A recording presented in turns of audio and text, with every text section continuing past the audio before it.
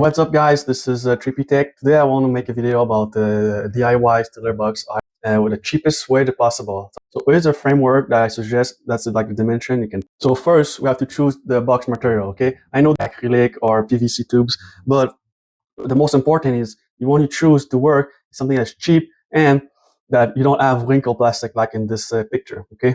So that's why I recommend using a standard plastic container if you want to go very cheap, or to use a collapsible plastic container. Okay, then after you have to mark your position on your hole. So this is the plastic container I bought from on Walmart, pretty cheap, 15 bucks.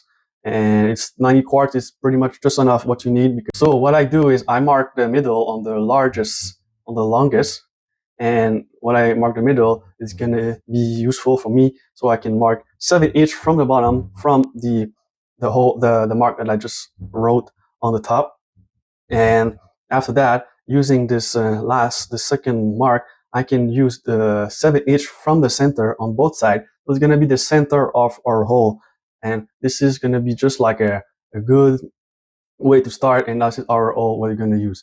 So after this step, you need to use the method to cut the hole. So what I prefer to use is the cook stove, just like that, and you have all that in your kitchen. After that, I put this, you have to melt it right in the middle, and remember you have your mark, so the mark is going to be in the center and this is going to be over.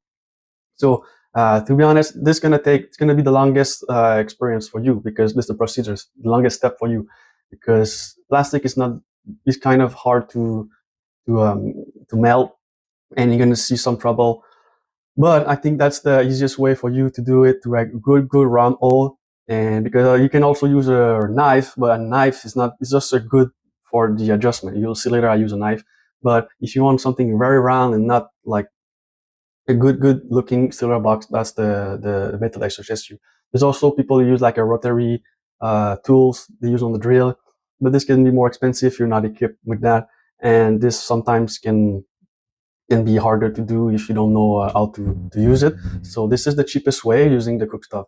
And yeah. Also, when you use your box like I did, and when I see my left hand, like the thing with the thing is the visibility is not that good on the top, because that's all the plastic container are made, and they are not made to be a stiller box, right? Because this is kind of a new thing that nobody used to before. And so that's why you have to be careful when you buy your container that visibility is good on the top and on the side, because if it's only on the side, you're going to only be able to work on the side and not on the top. So it's going to be hard to film yourself and hard to use any to be comfortable.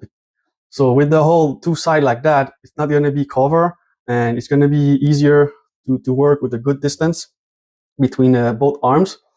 And yeah, you don't want to be the hole to be covered, because you want a real stiller box, not a stiller box that would have cover hole that you see on Amazon or other competitor. They don't really understand, like it's gonna have you like a piston effect, and a real stiller box that keep the contaminant not moving, because the air is not moving. That's the goal.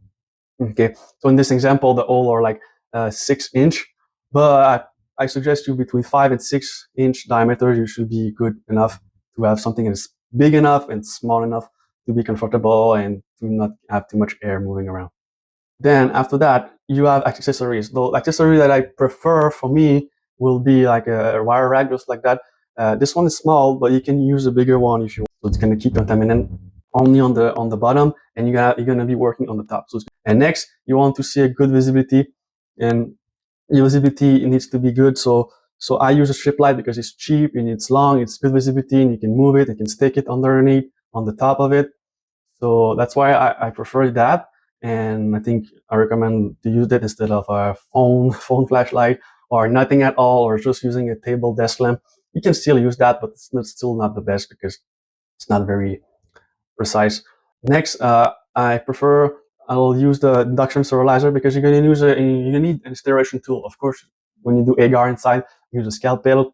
With this induction sterilizer, it's gonna be safe, it's gonna be fast, and it's gonna be also very efficient for you.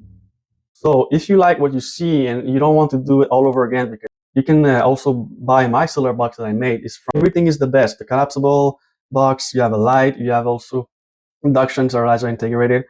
So just have a look, and thanks for watching.